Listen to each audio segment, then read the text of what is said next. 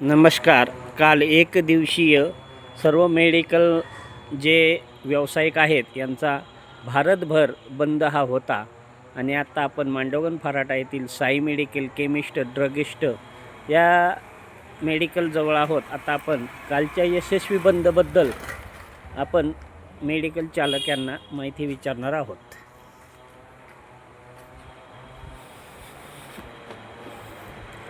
नमस्कार. नमस्कार.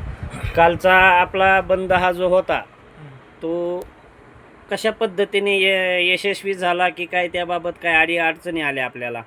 नाही, काल जो बंद होता हं. तो ऑल इंडिया केमिस्ट असोसिएशनने ठेवला होता. 20 मे रोजी हा बंद झाला आणि हा ग्रामीण भागातून 100% यशस्वी झाला. मागण्या काय होत्या आपल्या?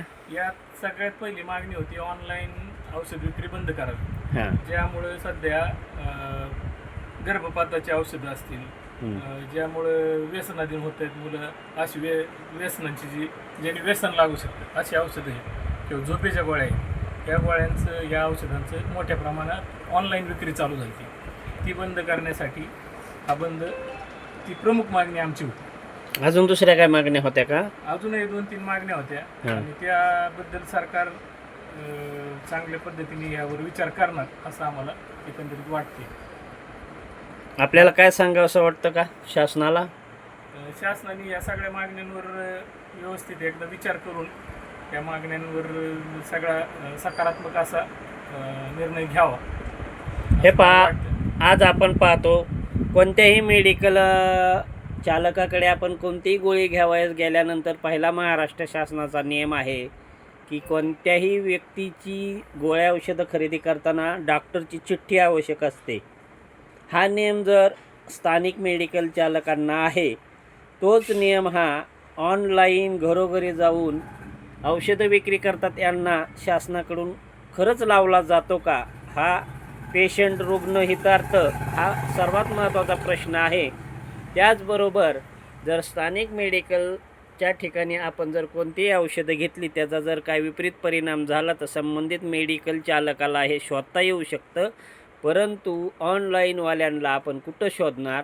ते तात्पुरते कामावर असतात. कोण महिनाभर काम करतं, कोण 2 महिने काम करतं आणि अशा लोकांकडनं नकली औषधं, जास्त पॉवरची औषधं ही दिल्या गेली. जर कोणाचा मृत्यू झाला, त्याच्याबरोबर शरीरावर विपरीत परिणाम झाले, ह्याला घेणाराही तितकाच जबाबदार आहे.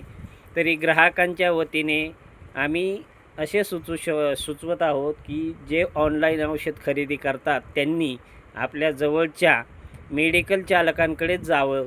कितीही जरी आपल्याला न सांगण्यासारखी औषधं असतील आपली, तरी आपण वैयक्तिक गर्दी नसताना आपण त्या मेडिकल चालकांना मागणी करू शकतो, डॉक्टरांच्या मार्फतही मागू शकतो. परंतु जीवघेणी औषधं, जीवघेणे प्रकार हा कोणत्याही ग्रामीण भागातील घरगुती जे औषधं मागवतात ऑनलाईन, यांनाही आमची एक विनंती आहे की आपण असे हे प्रकार आपण आपल्या स्वतःच्याच जीवासाठी घातक, हे स्वतःच्याच हाताने आपण आपल्या पायावरती धोंडा मारून घेण्यासारखे आपण करत आहोत, हेही थांबले पाहिजे. आणि या मेडिकलचा कालचा जो यशस्वी बंद हा खरंच यशस्वी झाला. 100% पूर्ण प्रत्येक ठिकठिकाणी हा बंदच होता. कोणत्याही मेडिकलवाल्याने चुकूनही कुलूप उघडून कोणालाही औषधंही दिलेली नाहीत आणि यांनी तात्पुरता जो बंद पाळला त्याचे कारणही तसेच आहे की लहान मुलांपासून वयस्करपर्यंत आज वाढणारी उष्णता, याचा विचार करून जास्त वेळ मेडिकल बंद ठेवणे योग्य नाही. म्हणून त्या असोसिएशनचे बी धन्यवाद सर्व जनतेच्या वतीने.